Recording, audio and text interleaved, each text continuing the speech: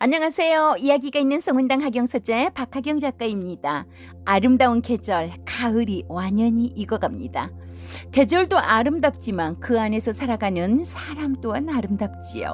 그 아름다운 사람 중에 아름다운 연을 맺은 이영숙 소설가님의 소설집 별천지에서 순천 가는 길 들려드립니다. 가을엔 소 발자국의 고인물도 마신다는 말이 있지요. 청아한 시월 즐기면서 순천으로 함께 가보실까요?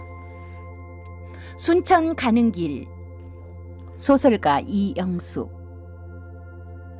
아직 어둠이 거치지 않았다. 밤새 제사 음식을 만드느라 분주했다.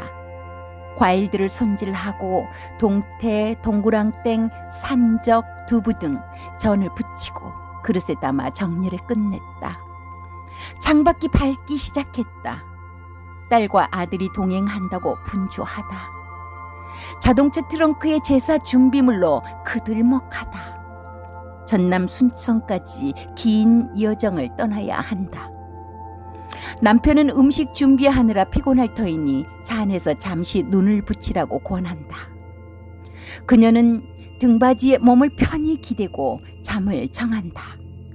10년 전 순천에 계신 시어머니께서 조상들 묘가 곳곳에 흩어져 있다고 조상들 봉분을 한 곳으로 이장해달라고 아들들에게 부탁하셨다. 내 생전 소원이 제사를 한 군데서 지내는 거다. 아들들은 어머니 뜻을 거절하지 못했다. 그러나 며느리들은 반대했다. 경기도권에서 살고 있으면서 전남 순천까지 제사를 지내러 내려가는 일로 장차 자식들에게 짐을 주기 싫다는 게 주된 이유였다. 그러나 아들들은 아랑곳하지 않고 이장을 추진했다. 그녀는 남편과 싸움을 불사했다. 스트레스가 심해 수영장에서 쓰러져 119에 실려가기도 했고 독감에 걸려서 병원 신세를 지기도 했다. 하루하루 지쳐가던 어느 날 그녀는 남편하고 진솔한 대화를 하고 싶어서 술자리를 만들었다. 여보, 당신 조부모와 부모님만 우리 사는 근처로 오시면 어때? 이장할 돈으로 살아계시는 어머니께 더 잘해드리면 좋겠어. 그녀는 남편을 설득해나 싶었는데 그냥이 돈 한 푼 내지 않으면서 일을 저지르고 말았다. 이장을 하는 묘가 11분이었다. 정말 힘든 일이었다. 꼬박 이틀이 걸렸다. 그녀는 살면서 시어머니께 딸처럼 살갑게 애썼는데 그 순간은 시어머니도 미웠다. 집으로 올라오는 길에 그녀는 남편에게 퍼붓고 말았다. 아들 손자는 둘뿐인데 이 먼 곳에다 가족묘를 한 거야? 이 많은 돈을 도대체 어떻게 감당하려고? 내려, 빨리 내려. 안 내리면 끌어내린다. 남편은 차를 갓길에 세우고 말했다. 그녀는 차에서 내렸다. 남편은 차를 몰고 쌩 하고 가버렸다. 그녀는 그 모습에 더 화가 났다. 숨이 턱턱 막히는 자동차 매연을 마시면서 갓길을 터벅터벅 걸었다. 언제인가 남편하고 왔던 기사식당 간판이 보였다. 이틀 동안 음식을 제대로 먹지 못해서 속이 쓰라리면서 배가 고팠다. 젓갈 냄새가 코를 찌른다. 젓갈로 뒤범벅이 된 김치 겉절이에 하얀 쌀밥이 꿀맛이었다. 정신없이 밥을 먹고 나니 가방을 차에 두고 내린 걸 알았다. 다행히도 바지 주머니에 10,000원 지폐가 손에 잡혔다. 계산하고 식당을 나와 주위를 둘러보았다. 남편을 보고 싶지도 않고 집에 가고 싶지도 않았다. 식당에 취업해서 한 달간 주저 눌러 앉아볼까 하는 생각이 머릿속에 가득하다. 그러나 아이들이 내 눈앞에 아른거린다. 제기랄. 그녀도 모르게 그녀는 버스 터미널을 찾고 있었다. 버스에 몸을 맡기고 눈을 감으니 며칠 동안 쌓였던 피곤함이 몰려온다. 깊은 잠이 들었나 보다. 내리세요. 내려요. 운전기사가 소리친다. 버스 안에는 아무도 없고 그녀만 있었다. 놀라서 후다닥 내렸다.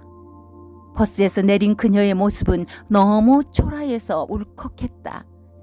집에 도착하니 아이들이 엄마 엄마 하면서 울음을 터뜨린다. 집안 어디에도 남편은 보이지 않았다. 그녀는 피곤함에 몸을 가눌 수가 없었다. 딸아, 엄마 몸이 너무 힘드니까 찜질방 좀 다녀올게. 오늘만 엄마에게 시간을 주면 안 될까?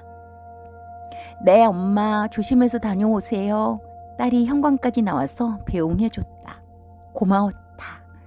그녀는 찜질방에서 잠이 들었나 보다. 몇 시간이 지났는지 눈을 떠보니 남편이 옆에 있었다. 언제 왔어? 다시 뒤돌아서 가보니까 당신이 없더라. 미안해 여보, 정말 미안해. 남편이 속삭이듯 말했다. 그녀는 뺨이라도 후려치고 싶었다. 순간 정말 미웠다. 살며시 눈을 감고 심호흡을 하며 참았다. 그리고 다짐했다. 2번 다시는 시골 이장 이야기는 하지 말리라. 그리고 당신과 정리하리라. 수십 번 되뇌이면서 일어섰다. 이장할 때 세상에 저런 효자가 있을까 싶을 정도로 앞장섰던 큰형네가 정작 제사를 지낼 때가 다가오니 힘들다면서 1년에 한 번씩 사형제가 돌아가면서 제사를 지내자고 통보했다. 제사를 지내는 의미가 무엇일까? 조상에게 음식을 대접하는 것도 있지만 형제들끼리 만나서 밥 먹고 서로 사는 이야기 나누면서 오해를 돈독하게 하라는 의미가 아닐까? 1년에 한 번씩 각자 제사를 지내는 게 과연 무슨 의미가 있을까? 또 한 번 오라가 치민다. 올해가 셋째 아들인 내 남편 차례다. 엄마, 휴게소야. 어묵 먹고 가자. 1시간만 가면 된다네. 바람이 시원하고 날씨도 좋아. 상쾌한 아침 공기가 좋다. 엄마도 그렇지? 옆에서 딸아이가 조잘거린다. 그녀는 환하게 웃어주었다. 창밖을 보니 가로수에 가냘픈 나뭇잎이 바람에 살랑거린다. 어느덧 시어머니께서 사시던 마을에 도착했다. 생전에 시어머니께서 아들을 먹이려고 장어탕 끓여놓으시고 정자나무 밑에서 기다리고 계실 텐데 이장하고 10년을 넘기지 못하고 세상을 등지신 것이다. 드디어 묘에 도착했다. 묘로 올라가는 길에 쑥과 냉이가 너울거리고 진달래꽃이 그녀를 반기듯 활짝 웃었다. 처음 모시는 제사상은 서툴기도 했지만 밤새 해온 음식들을 줄이라도 선 것처럼 예쁘게 놓고 절을 했다. 무릎 꿇고 고개를 숙이면서 간절한 마음으로 속삭인다. 어머님, 아이들 잘되게 해주시고 건강하게 해주세요. 너울거리는 쑥을 보면서 어릴 적 생각에 젖어본다. 대바구니 옆에 끼고 논두렁 밭두렁 다니면서 쑥 뜯어오면 친정아버지께서 화를 내시며 바구니를 엎어버리시고 책 보고 숙제해야지 하시던 아버지. 저 높은 곳에서 그녀를 잊지 않고 계실까? 제사 음식을 맛있게 먹고 돌아오는 길에 남편에게 말했다. 앞으로 우리 아이들과 몇 번이나 올 수 있을까? 당신과 내가 건강할 때까지 엄마 보러 오자. 남편이 묘한 미소를 짓는다. 딸아이가 제사 지내고 벚꽃이 한창인 남원에서 하룻밤 자고 가자고 호텔을 예약한 모양이다. 순천에서 남원으로 가는 길에 구례를 지나는데 바람에 휘날리는 벚꽃잎이 하늘에서 하늘거리는 눈꽃같이 아름다웠다. 음식 준비에 피곤함이 눈 녹듯 녹아버린다. 그녀의 가족은 갓길에 차를 세우고 찰칵찰칵 추억을 남겼다. 사랑스러운 아이들과 든든한 남편. 살면서 수많은 힘든 일들이 있었어도 잘 살아왔는데 지금은 벚꽃잎처럼 훨훨 날아가고 싶다. 그녀 가족은 남원 광활원으로 구경을 갔다. 복잡한 거리를 헤매다가 주차할 곳을 간신히 찾았다. 주차하고 걸어 나오는데 허리가 기역자로 굽은 할머니가 손수레를 끌고 우리 쪽으로 오고 있었다. 할머니는 그녀 옷자락을 움켜쥐고 말한다. 지금 해온 떡이니 하나만 팔아주오. 여보, 나 2,000원만 주세요. 남편은 돌아보더니 지갑에서 1,000원 2장을 준다. 그녀는 할머니 손에 돈을 쥐어주며 말했다. 떡 안 주셔도 됩니다. 아이고 고맙소. 되돌아서니 아이들이 묻는다. 엄마 떡은요? 조금 전에 점심 먹었잖아. 네. 남편 양말을 꿰매어 신고 전략해가며 힘들게 동생들 학비를 신경 쓰며 살았던 그녀에게 지금은 행정고시에 합격해서 잘 살고 있지만 안부 전화 한 번 안 하는 남동생이 있다. 남동생을 향한 그녀의 희생이 지나가는 할머니께 드렸던 2,000원의 고마움보다 못한 것 같아서 마음 한구석이 아픔으로 밀려온다. 그때 동생이 아닌 그녀 자신을 위해서 살았다면 그녀의 인생은 어떻게 변해 있을까? 배움에 대한 한은 없었을 것이다. 내가 아니면 안 된다는 생각을 왜 하면서 살았을까? 그녀는 고개를 휘저어버린다. 가는 곳마다 벚꽃이 화사하게 반긴다. 하천 뚝을 한참 걷다 보니 유독 눈에 띈 것은 이의 추억이 담긴 핫도그. 맛있어 보인다. 아줌마, 핫도그 4개 주세요. 종류가 4가지인데 옛날 핫도그로 드릴까요? 네, 그걸로 주세요. 바짝 튀겨서 그런지 고소했다. 그 옆에서 엿장수가 구성지게 노래를 한다. 지나가는 모녀가 엿을 싸니 엿장수는 노래하다 말고 구수한 목소리로 넋두리를 부린다. 아이고 어머니, 옆에 있는 분이 딸이지요? 어머니 관상을 보니까 빌딩도 가지고 계시는 것 같은데 아들 다 소용없어요. 엿 써달라고 한 이 딸에게 빌딩 한 채 주세요. 그 말투가 참으로 구수하고 재미있다. 한참을 구경하다가 저녁을 먹고 호텔로 왔다. 언제 이렇게 세월이 흘렀는지 그녀와 남편이 앞장서서 했던 일들을 이제는 딸과 아들이 나서서 해준다. 듬직하면서도 흘러간 세월에 씁쓸함이 밀려온다. 그녀는 양주 한 병을 가방 속에 넣어왔다. 제사 지내고 가져온 사과, 배, 포도, 약과 등을 접시에 놓고 양주를 꺼냈다. 종이컵이기는 하지만 가족들이 좋아했다. 엄마, 언제 이런 것까지 준비했어요? 아들이 웃는다. 역시 엄마는 멋져. 우리 엄마 최고야. 딸이 좋아한다. 호텔방이 온돌이어서 방바닥에 널브러지게 펴놓았다. 5층에서 내려다본 전망은 산책도 할 수 있는 오솔길이 보이고 밤이 되니 한두 개씩 켜진 가로등 불빛으로 창밖이 한 폭의 그림같이 아름다웠다. 여보, 어서 와봐. 그녀는 남편 곁에 앉았다. 그녀 가족은 술을 가득히 채운 잔을 높이 들고 건강하게 살자고 외쳤다. 남편은 술잔을 내려놓으며 그녀를 쳐다보며 말한다. 엄마가 1년만 자유를 달라고 한다. 지금은 자유가 없어요? 아들이 반문한다. 다들 박장대소한다. 자유롭게 글도 쓰고 싶고 일상을 벗어나고 싶다면서 조론을 하자고 그러네. 조론을요? 아들이 되묻는다. 엄마가 힘든가 보구나. 엄마, 아빠는 어떻게 해요? 딸아이가 갑자기 화를 벌컥 낸다. 지금 당장 아니니까 우리 생각을 좀 해보자. 그럼 아빠, 우리가 주말이면 청소도 하고 조금씩 도와주면 마음이 변하지 않을까? 그리고 명품 핸드백 하나 사주자. 미니도 성의껏 하고 말이야. 내일 일찍 올라가서 사주자. 딸아이가 의견을 낸다. 그녀는 그저 가만히 듣고만 있다. 선물도 좋은데 조론해서 살다가 아프면 어쩌려고 그러는지 아빠는 그게 제일 걱정이야. 그녀는 가슴속에서 불꽃이 튀는 것 같았다. 악 소리를 지르며 일어나 퍼부었다. 가족의 굴레에서 벗어나고 싶어. 식모살이 그만하고 싶어. 아빠가 안 된다고 해도 너희들이 아빠를 설득해서 엄마를 자유롭게 해줘야지. 그딴 청소? 명품 가방? 나도 다 할 수 있어, 이 못된 새끼들. 그녀는 호텔을 뛰쳐나왔다. 가로등 불빛이 희미하게 그녀를 지켜보는 듯했다. 호텔을 등지고 있는 상과 가슴이 탁 트이는 들녘을 바라보며 걸었다. 서운함을 참지 못하고 한참을 걷다 보니 그녀는 혼자라는 생각이 들었다. 무서웠다. 뒤를 돌아보니 아들이 살금살금 따라오고 딸과 남편이 뒤따르고 있었다. 그녀는 나무 아래 의자에 앉았다. 소리를 쳐서 그런지 목이 아팠다. 아들이 내 옆에 살며시 앉으면서 손을 꼭 잡으며 엄마 하면서 손을 비벼댄다. 남편과 딸도 내 곁으로 왔다. 엄마 죄송해요. 저희 생각만 했어요. 시간을 좀 주세요. 엄마가 아빠랑 별거 1년 하다 보면 아빠는 어떻게 살아?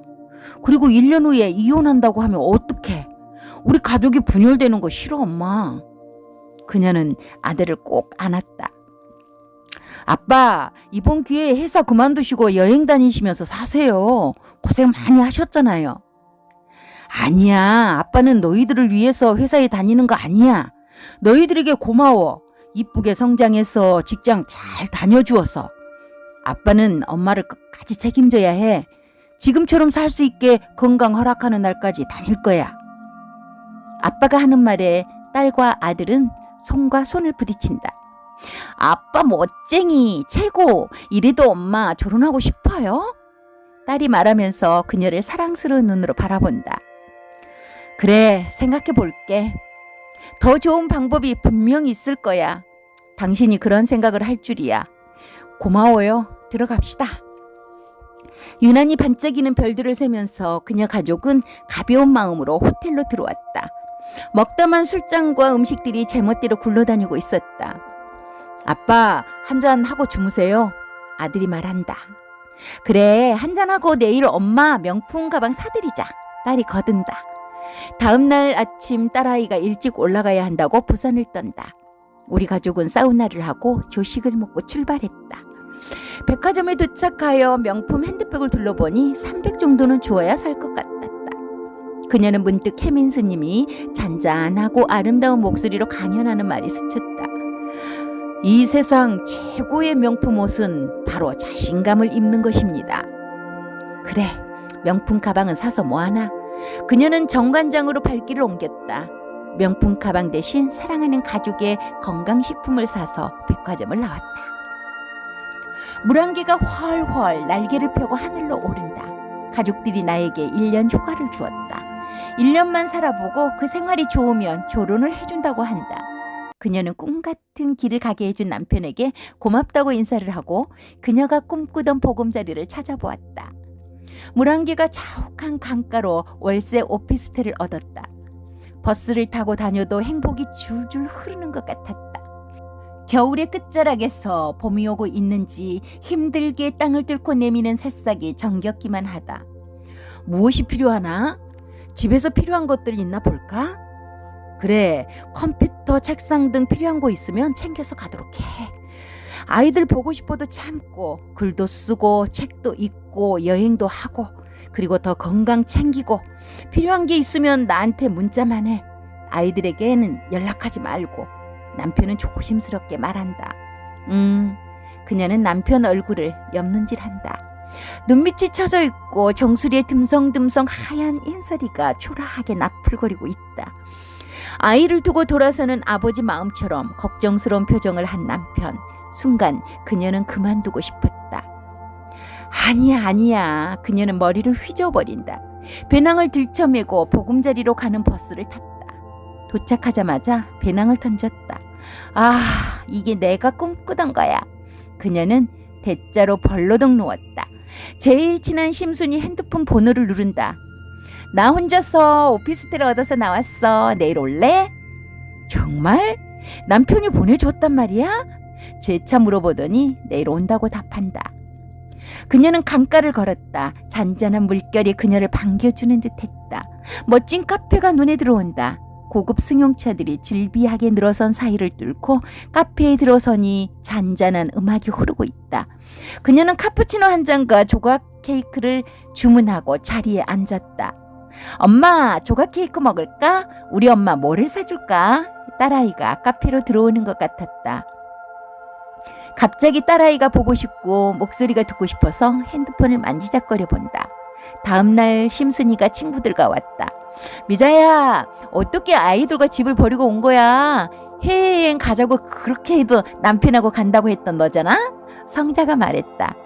이제 뭐 국내라도 여행 가면 되잖아?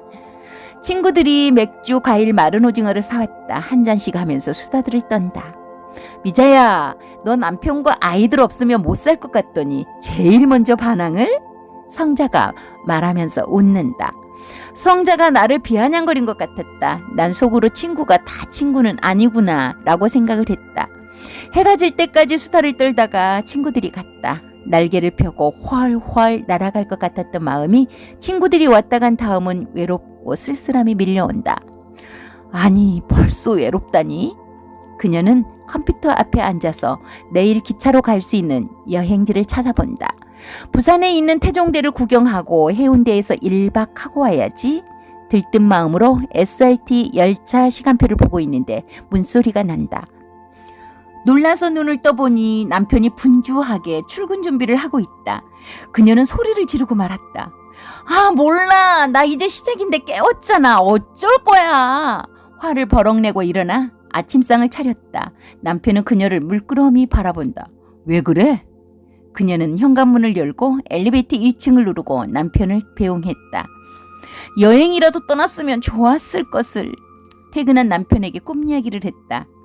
당신이 정말 혼자 살고 싶은가 보다. 진지하게 아이들과 이야기해보자. 남편은 소주 한 병을 단숨에 마신다. 물안개가 자욱한 그 오피스텔은 어디였을까?